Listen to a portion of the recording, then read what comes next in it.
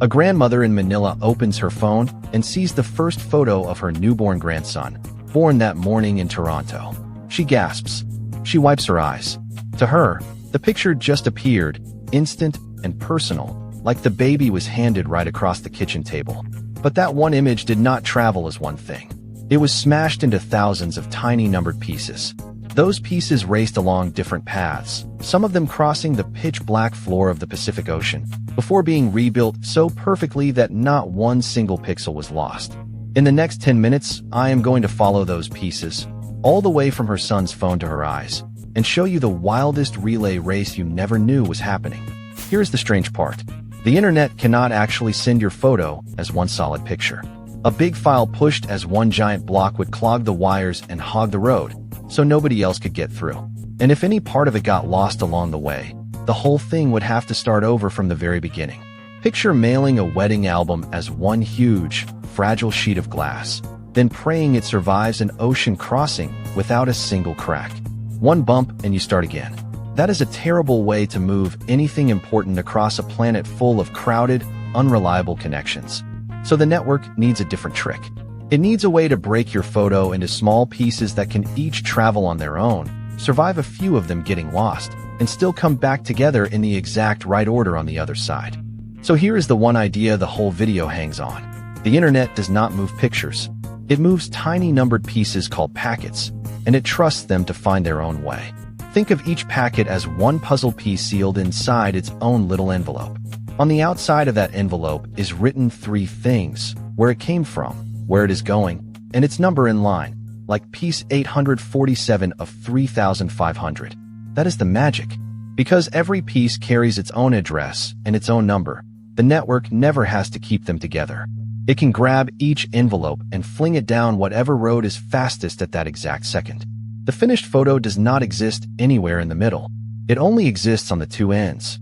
In between, it is just a swarm of numbered envelopes flying loose across the world, each one confident it will be sorted back into place when it lands.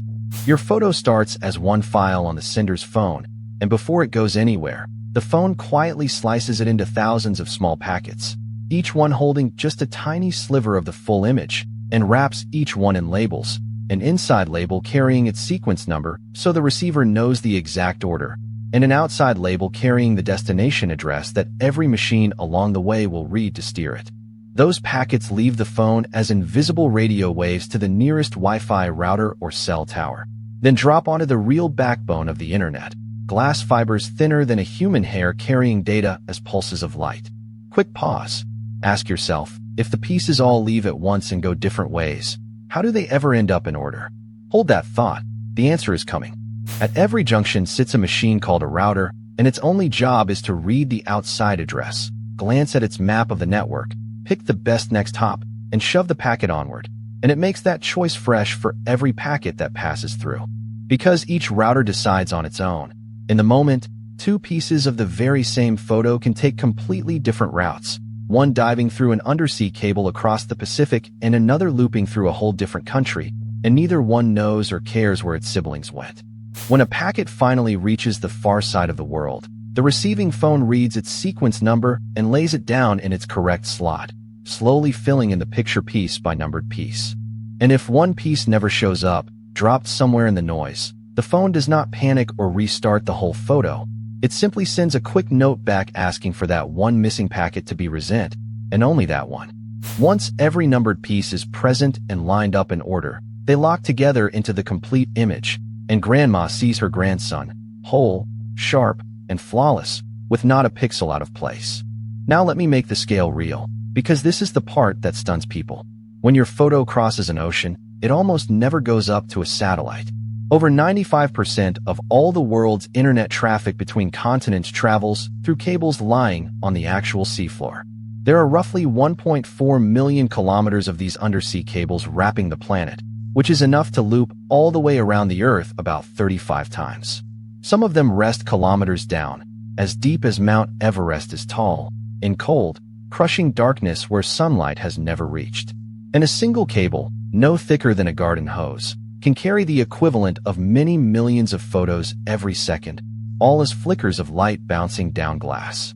These are not floating in the water, remember. They are resting right on the mud of the seabed, held down by their own weight, quietly shuttling the private lives of billions of strangers back and forth.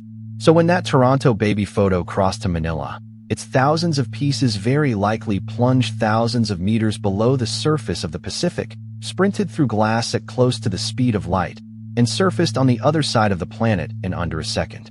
Think about that. A private family moment took a shortcut across the bottom of the sea, past shipwrecks and sleeping sharks, and came out the other end without losing a thing. And it is not rare.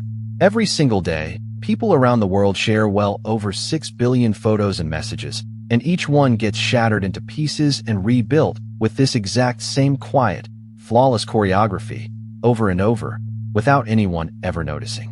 Your photo never travels as a photo.